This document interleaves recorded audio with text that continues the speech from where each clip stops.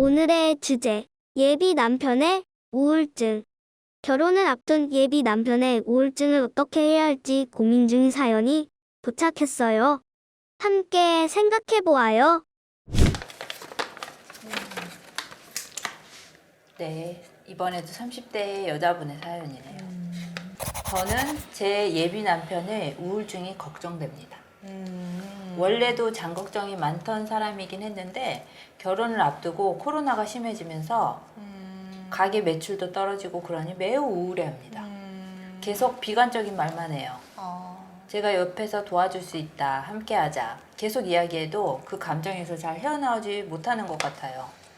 가게 문도 닫고 어디 여행이라도 다녀오면 좋겠는데 그러지도 못하니 속이 답답합니다. 상담을 받아보자 했더니 거절하네요. 이러다가 더 심해질까봐 걱정되기도 하고 제일 가까운 사람인 제가 힘을 주지 못하고 있는 것 같아서 속상합니다. 이런 경우엔 제가 어떻게 하는 게 좋을까요? 이제 남성들 같은 경우에 결혼을 앞두고 뭔가 이제 책임감이 높아지고 뭔가 이 현실을 타개하기 위한 방법을 찾는데, 여성은 남자가 걱정이 돼서 상담을 받으라고 한다든지 가게 문을 닫고 여행 가라고 하면 정말 비현실적 조언이 될 수가 있어요. 그럴 수 있죠. 차라리 가게 두 팔을 걷어가지고 같이 살려보자고 같이 옆에서 뛰던지. 근데 사실 이런 뭐 예를 들어서 장걱정이 많거나 비관적인 사람은 이 문제가 한 번에 해결되지 않는 이상은 주변에서 어떻게 해도 쉽사리 잘 그 감정에서 벗어나기는 좀 어려워지는 거라고 생각합니다. 뭐 어떻게 하는 게 좋을까요? 제가 잘은 모르겠네요. 그냥 옆에서 가만히 지켜보는 게 좋은 건가? 지켜봐주는 게 좋은 것도 있어요. 그냥 조용히. 해주면서. 그러니까 이렇게 해보자 저렇게 해보자 막 하는 게 사실 귀에 잘 안 들어올 수도 있으니까.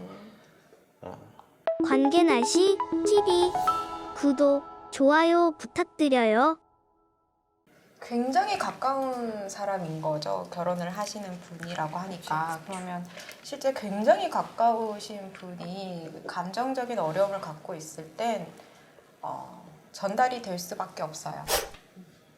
그래서 우리 DSM에는 공유정신병도 있고 집 안에 정신과 질환이 있으신 분이 있으면 그 주변 가족들도 다 아프다라고 얘기할 정도로 실제 이런 우울증, 뭐 불안 장애 포함해서 뭐 다른 정신과 장애도 마찬가지겠지만 그걸 가지고 계신 분의 주변 분들도 굉장히 힘들어요. 그래서 실제 나한테 뭔가 문제가 있다라고 생각이 되시는 분들이 있다면 실제 본인을 위해서도 치료를 받으셔야겠지만 내 주변인들과 괜찮은 관계를 맺기 위해서도 치료를 받으셔야 되는 거죠. 그리고 주변인들께서는 이 사람이 치료받기를 원하는 그 마음이 내 기대와 내 욕심 때문은 아닌지는 좀 볼 필요는 있어요. 내가 지금 이걸 못 견딜 것 같으니 너 때문에 나까지 불안해지니 빨리 치료를 받아라 이런 거면 실제 그거는 성공리의 치료가 완성될 수는 없어요. 그래서 금방 방쌤이 얘기하신 것처럼 이렇게 좀 기다려주는 실제 감정적으로 굉장히 불안정한 상태에 있으신 분 주변에 있는 사람들은 굉장히 필요한 건 견디는 힘이에요. 인내심. 실제 우리 상담할 때도 가장 필요한 덕목이 인내심이잖아요. 왜냐하면 우리가 봤을 때는 포인트가 뭔지 뻔히 알지만 그 포인트를 섣불리 말하면 안 되잖아요. 왜냐하면 말하는 순간 그거 내 남자의 것이 안 돼버리기 때문에 우리는 견뎌야 돼요. 그분이 그걸 알아차릴 때까지. 근데 그거는 일반 관계에서, 상담 관계 말고 일반 관계에서도 마찬가지예요.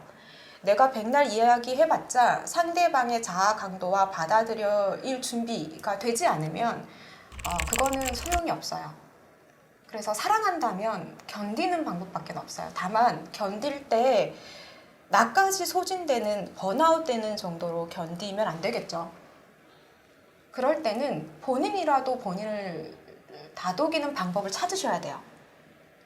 그러니까 불안해하고 힘들어하는 상대방을 보면서 나까지 아파지지 않도록 나를 다독이는 방법을 스스로 발견하셔야 되는데 뭐 또 똑같은 얘기겠지만 그러면 본인이 많이 스스로 다독이기에는 본인의 힘이 역부족이라면 가까운 상담소를 찾는 게 가장 좋은 방법이고 그게 안 된다면 실제로 예비 남편 말고 다양한 사람을 만나는 것도 방법이에요.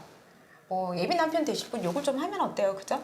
너무 비관적이야 그 사람 나까지 스트레스 받게 해 이런 얘기를 본인은 풀 수 있게. 그렇죠. 해소는 하셔야 해요.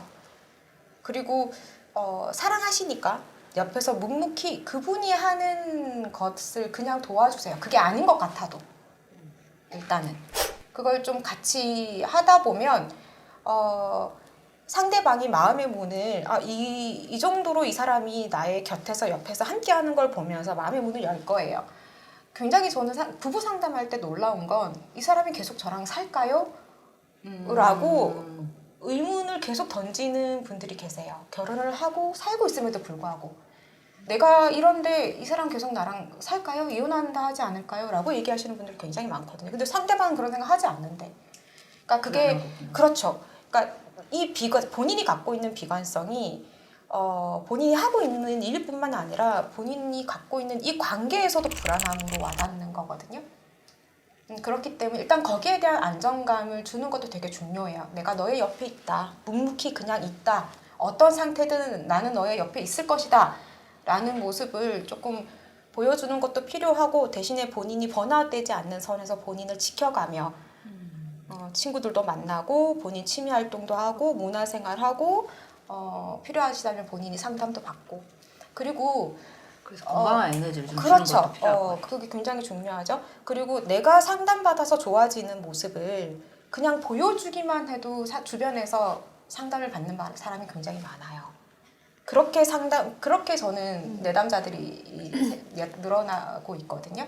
그러니까 처음에는 아내분이 상담을 받다가 우리 아내가 달라지니까 그다음에 남편분이 오게 되고 부모님이 달라지는 걸 보며 아이들이 찾아오고 뭐 이렇게 실제로 상담받아 하지 말고 내가 상담받아서 좋아지는 모습을 보여줌으로 실제로 상담의 긍정적인 영향력이 전파되는 거니까 본인이 예비 남편을 보면서 힘든 본인을 좀 달래줄 겸 상담을 받고 그 좋은 모습을 이 예비 남편한테 좀 보여주면 어떨까라는 생각은 들어요. 네. 이번 주제에 대해서 여러분들께서는 어떻게 생각하시나요? 각자의 생각들을 댓글로 남겨보세요. 구독과 좋아요를 누르고 알림 설정을 하면 다양한 주제들을 알람으로 받아보실 수 있어요. 앞으로도 많은 시청 부탁드릴게요.